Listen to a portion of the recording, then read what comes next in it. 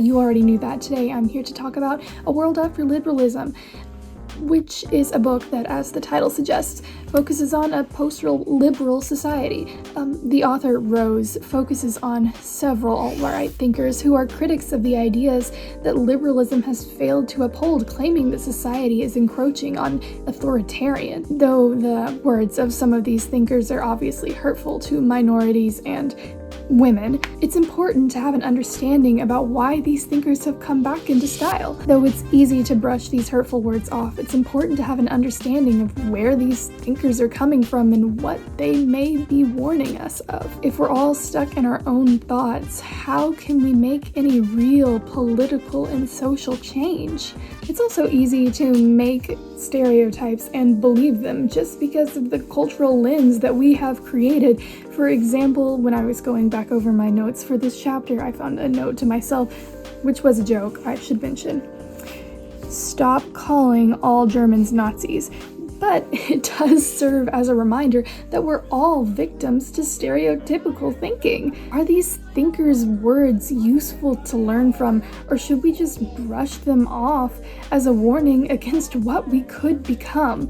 And the author, Rose, does suggest that he thinks society is going into this alt-right way of thinking instead of the current liberalism way of thinking that we are in now. That's for us to discover as we explore these thinkers' philosophies. Rose suggests that these thinkers were right in believing that sticking to liberalism pathway will lead only to hedonism, selfishness, and mediocrity. So, shouldn't we try to make better our society through understanding others, even if it's hard to get past the hurtfulness of their words? Let's find out.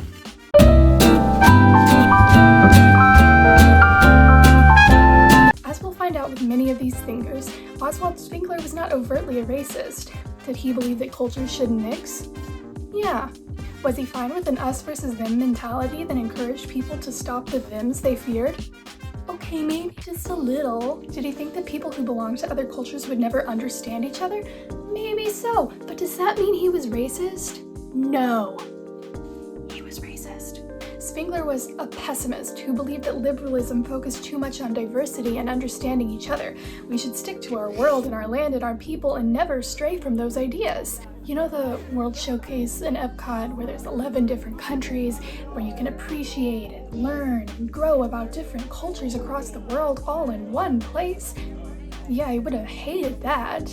Not me though. I love that place. He claimed that each culture has a universal symbol around which they're centered and that we must maintain these symbols. The West, for example, is the infinity symbol, a society that maintained cultural greatness and pursued higher ways of living. The West is full of the people that find out, the adventurers and thinkers who are higher than all of those around them. The West is so powerful, Spengler claimed, that it is them who made Christianity the powerhouse it is today. Now, this was before Christianity spread into some of the lower societies, so Spengler likely wouldn't like this same sentiment today. However, the West can't stand so powerful and strong forever, but this isn't something we have to worry about. According to Spengler, we're in a cultural rest period, a sort of middle-aged from our recent cultural change. He believed that identity politics, or people of a certain culture forming their political ideas according to people who belong to their same culture instead of a political party, was a reason for this decline of the West. And I can state for a fact that I have been a victim of identity politics. The first time I ever voted, I went to vote for one specific reason, and the rest of the ballot, I just filled out the only women on the ballot because, you know, solidarity. Obviously, the West, specifically America's, focus on multiculturalism and being a melting pot has contributed to this decline because Spengler hated any idea that cultures can mix, like Americans are so insistent that they can. But can they truly mix? Or can we not understand each other just like Spengler suggested?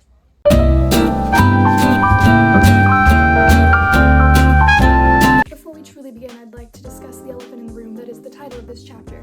We could discuss his fascist ideas and whether he was truly that, but what about Daddy is important here? Other than writing this on the board and sending class into convulsive fits, it serves a great purpose to understand the rationality behind Julius Vola.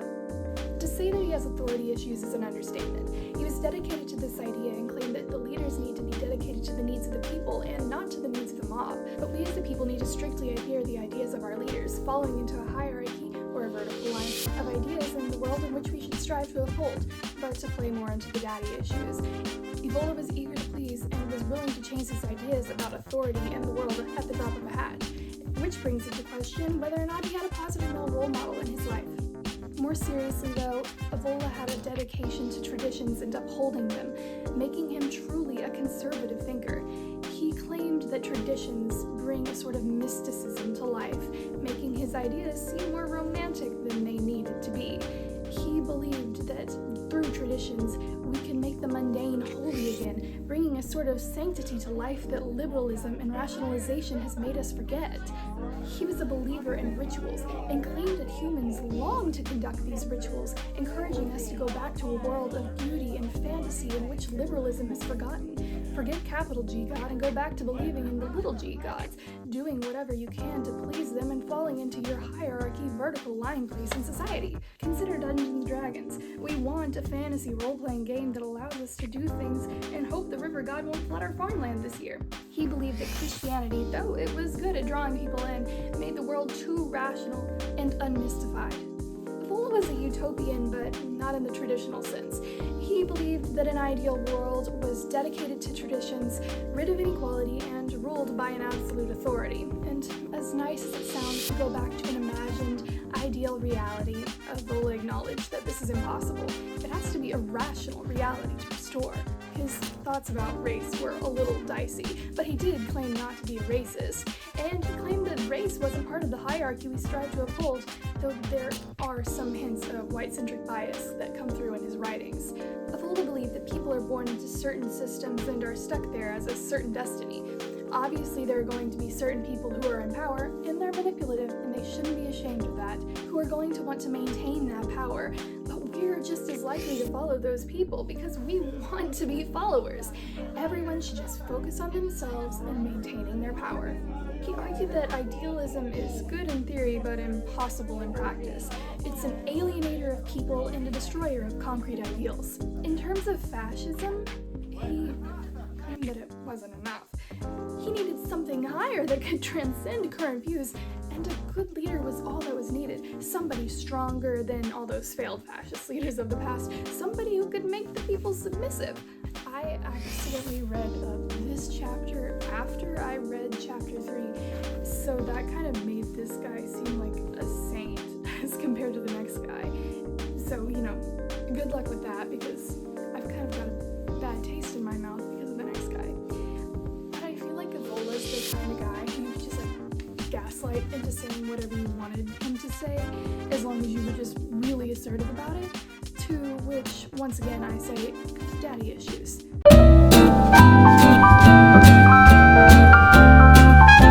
Francis Parker Yockey led a wild life that made him seem far more interesting than what his anti-Semitic views actually made him. He was like D.B. Cooper if D.B. Cooper handed the stewardess a note that said, "Miss, I have pages and pages of insane and unorganized writings in my briefcase that I don't want you to get published until I jump out of this plane and inevitably to my death." But maybe his martyrdom is part of the intrigue behind this guy. It created a conspiracy, and people love conspiracies. The thousands of YouTube channels dedicated to conspiracies can attest to this fact. It's a little more than agitating that he led such an interesting life and he decided he had to be a terrible person about it. But he's not an ordinary guy. In terms of racism, he claimed not to be racist, which is, of course, expected.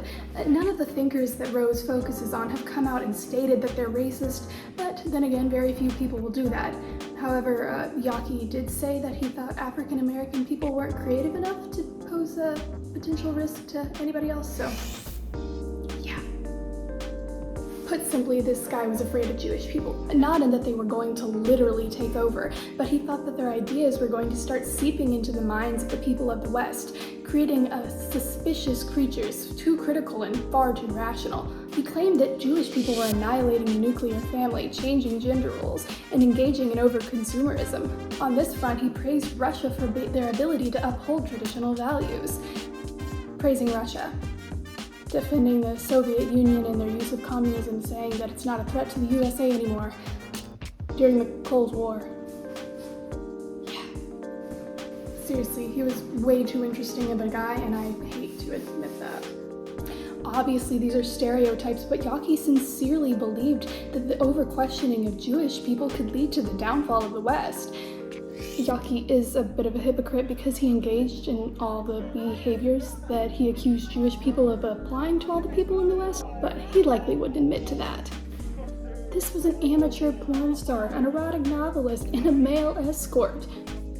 I hate that he lived a life such as this one, because he could be a movie and we're sitting here studying him because he was anti-Semitic. He could have been something interesting. You know, a life on the run is more interesting when you're not running because of what was in the briefcase that you accidentally left at the airport. Yaki believed that we need a Leviathan or a strong man in order for us to be reactionaries to the world around us. He claimed that human beings have a greater desire than survival, saying that we need strong leaders so that we can live these desires. He said that a human being will put something else beyond his own life and security. Those desires are to do. There's no need for critical thinking when we can just do. He's like if Yoda told Luke to go slaughter a village of Tusken Raiders instead of just pulling the X-Wing out of the swamp. That's the problem with America, according to Yaki. He thought we were at our best when we were conquering and taking over land. But we ran out of land to conquer. Now we've become too questioning of the world. Sitting around and thinking like philosophers was something we were never meant to do. Do something, anything. But don't just sit around philosophizing about it. Just do it.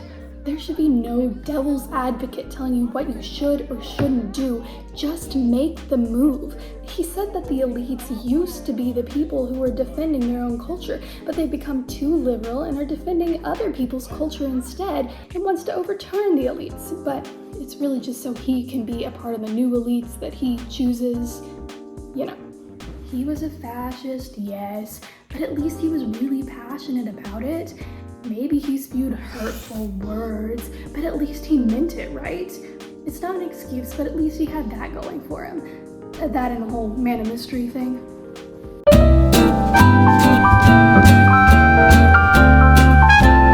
Unlike some of the other alt-right thinkers discussed, Alain de Benoit acknowledged that the world can be turned back to the old ways of thinking and that modernity is inevitable.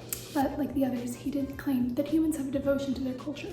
They should also stick to where they're supposed to be. You know, no. Stick to the stuff you know. It is better by far to keep things as they are. Don't mess with the flow, no. Stick to the status quo. Benoit was an identitarian, claiming that we're a pack or a tribe and that we should stick with that pack. Humans long to form relationships with other humans. He claimed that Europeans were destroying their society because of their dedication to individualism and universal principles. In terms of universalism, he didn't believe in it. In fact, he claimed he wasn't racist because he believed that valuing one race over another was part of the problems concerning universal principles. He didn't think that all people were valuable and thus believed in nominalism or absolute relativity. Also, unlike other conservatives, he didn't believe in natural order, claiming that only nominalism could effectively preserve traditions. But isn't saying that all human beings belong to a tribe a universal truth too? Anyways, he also hated America because we claimed to be a melting pot, and he thought that people should stick to where they came from, which is distinctly an anti-American idea, to which I say, America, rah. Now, where does paganism come in? This doesn't necessarily mean practicing polytheism, but just to do as the Romans do. Never forgive your enemies. No self-sacrificing, no serving, no trusting, no celebrating any other people. Do all that for yourself.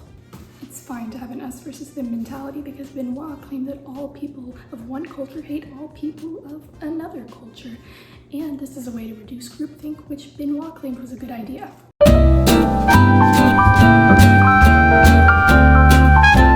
Samuel Francis was as alt-right as you can get, reading the description of any caricature of an alt-right American that you can imagine. He was a realist who hated the government and thought that everybody formed their own political beliefs that they will ascribe to. He thought that conservative people were too focused on applying universal principles to all Americans, creating a major issue. Immigration was a major issue for Francis, and he believed that American culture could only be upheld by white people. White people should be more focused on preserving their own culture or else they'll disappear. Racist? Well, he wouldn't say that, but he did think that white people were victims and being targeted by Christianity. who else were Francis's victims? The middle American radicals, who were people focused on their communal roots. He said that politics were too focused on helping either the upper or the lower classes, completely forgetting the middle class and giving them the short end of the stick. He said that liberals were elitist and that they were always going to find some way to value one class over the other. The Republicans should be Mars, but they're not strong enough to get there. They're just trying to get back to the old way of politics, and that's impossible. They're also constantly feeding into the elitist ideals that Francis despised. He was a Marxist in that he believed that institutions, like the church, were holding people down. He thought that we should just be able to do things and not subscribe to the pre-written rules of some institutions. He claimed that society is elitist, that it's not something that we can avoid. The best way we can make sure that society doesn't crumble is ensuring that the elitists ruling are the people that we want to rule. It's the WASPs versus the managerial class that make up the majority of Americans. People are too gullible and too cynical, but Francis was all for manipulating and lying to get your way. Charisma served him well, as it does for most of the people who follow his ideals, believing that you can do whatever you want to grab the most people's attention. He didn't really believe in ideologies, saying that people are more concerned with material interests and maintaining their power. The best way for conservatives, who we thought were better than liberals, to gain more power was to elect a Caesarian, dictator-like ruler who would draw in the masses and fulfill all their needs.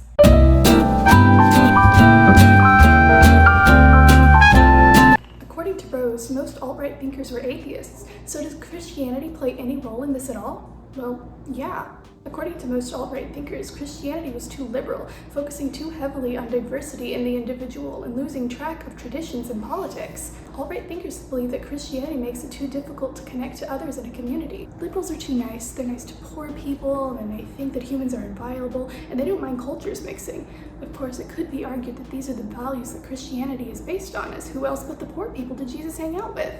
The alt-right are kind of those guys, believing that martyrdom and an undying dedication to one's cultures and traditions are the most important thing that a person can believe in.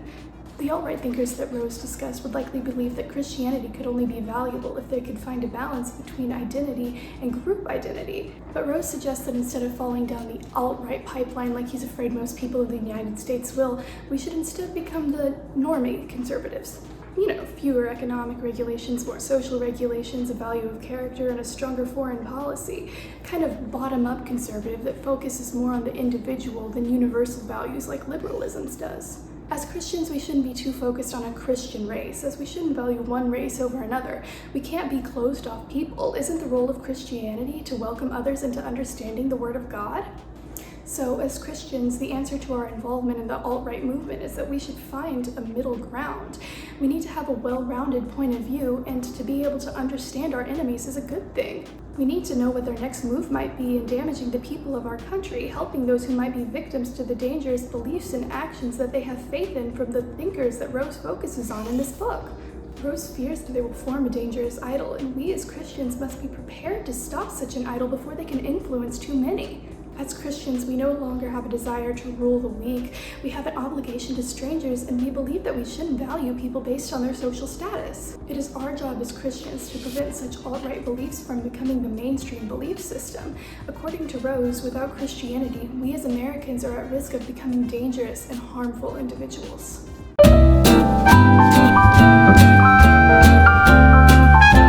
After hearing all that terrible stuff about those guys, we now have to wonder why on earth they're coming back. I think that Spengler's coming back into popularity simply because his words make it seem like it's fine to judge others. Maybe people have just hated each other forever and are now just using him as an excuse to say terrible things. And if his thoughts about culture being the most important thing to a person are correct, then people probably value his ideas that we should stick to our own cultures. In a time where there are so many different cultures, maybe people like the idea of sticking to their own heritage and not attempting to make something new. His thoughts about the West being better than all other cultures also likely plays a role in his uprising in prominence, as what American doesn't want to think they're the best?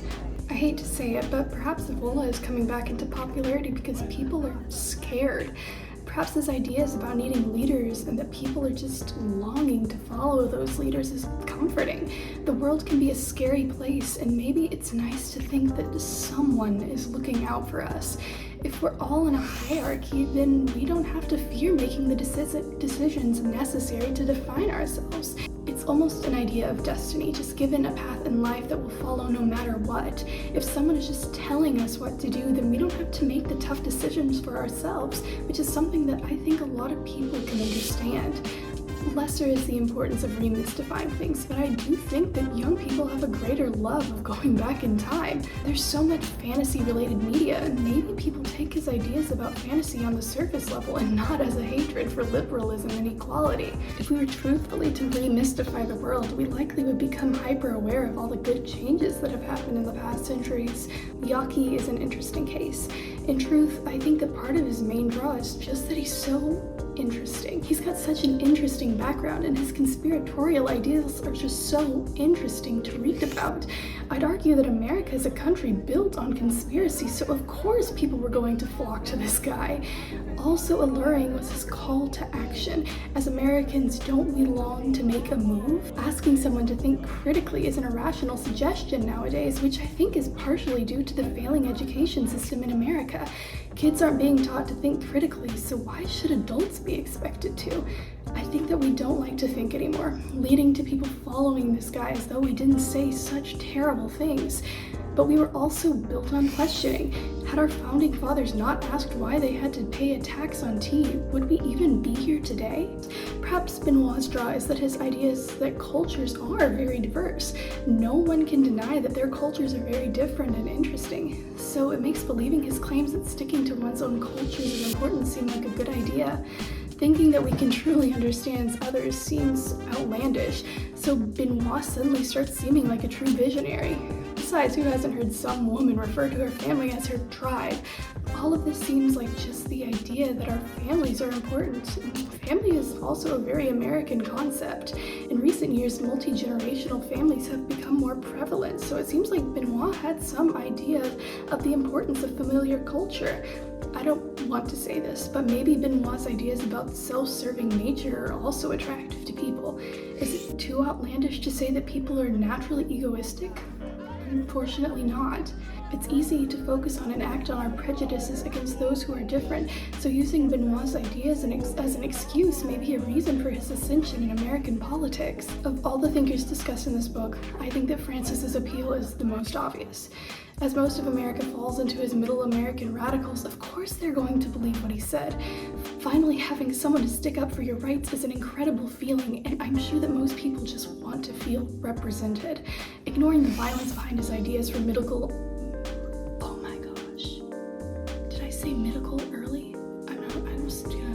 Ignoring the violence behind his ideas for the Mars, it does seem like a good idea.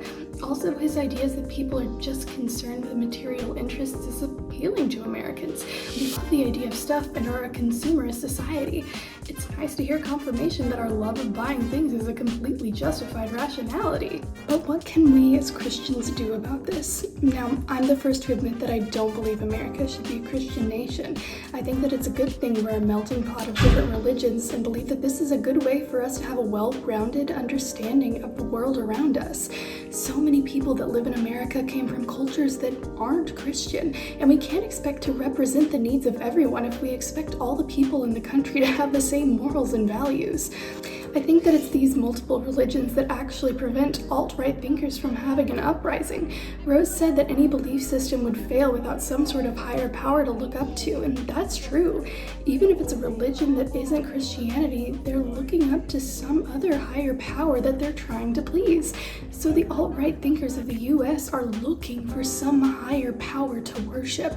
It wouldn't be difficult for me to list off some people who hardcore political believers treat as almost idols, which is a scary thought. It's become too common for man to be a golden calf, and it's sad to think that the people who are living in this country can be so obvious to the negative signs that the leaders they're practically worshiping are displaying. The major religions in the United States aren't ones that encourage bad behaviors by any means, so I think that it's unfair to claim that only Christian beliefs can be used to make the country better. Maybe the next steps as Christians trying to better our nation is acknowledging that other religions have good points and that we could work together to put a stop to dangerous beliefs from rising in the country that unites us. Because in the end, we do have one thing in common. We're Americans. For today, I'm not going to go off on a rant about how education in the United States is lacking, even though it is, but this is obviously leading to the rise of the alt-right. Perhaps if people were more willing and, more importantly, able to learn, fewer people would fall into these beliefs. If people understood that such beliefs lead to the harming of others, then maybe they'd reevaluate their thought process. Liberal is such a dirty word to Americans, but Rose isn't even suggesting that this is a belief set that we should follow. He's suggesting just straight, normie conservatism that many Americans who are falling down the alt-right pipeline believe they are a part of. Perhaps if a better initiative were made to educate the vulnerable, they would understand that their more conservative beliefs are actually what many are suggesting America should rely on.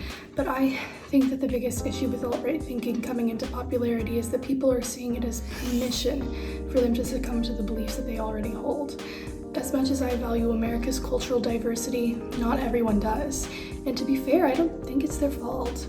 I'm from a small town, but I was lucky enough to grow up in a time of the internet and easy access to information from the world around me, exposing me at an early age to the beauty of diversity. But that's not true for everyone. Someone else from my small town who was born just 10 or 20 years before me wasn't exposed to such information until they were out of their formative years. Adapting to diversity seemed forced because they were never expected to be so accepting before the advent of so many technological innovations. But because there are these charismatic guys who are spewing a bunch of nonsense with the confidence that they do, people believe they can start falling down this alt-right pipeline. It's almost an everybody's doing it mindset. It just seems okay. I truthfully have faith that many people can see beyond the charisma of people who are encouraging the beliefs of the thinkers that Rose examined, but I don't really know. America has become a much more welcoming country in the past 80 years or so, but we still have a long way to go. People are targeted because of their culture, race, nationality, religion, gender, orientation. It goes on and on. The thinkers in this book are probably looking up at us with the utmost glee, proud that we can still be hateful towards others. I think that as Christians, or even just as religious people in general, we should make a move to do better, to be a shining example of love. My 7th grade Sunday school teacher once told me that you don't have to be talking about God in order to show His love. If I did something good for someone selflessly, if I treated everyone around me equally, I would be sharing God's love with whoever saw me do that. And just maybe we could be shining examples for any people falling down the alt-right pipeline, helping them to realize that most people in this country do not share their harmful beliefs. So this is our challenge as Christians in our attempt to stop this country from falling into anarchy. Love others and show the vulnerable that hate will not be accepted in our great nation.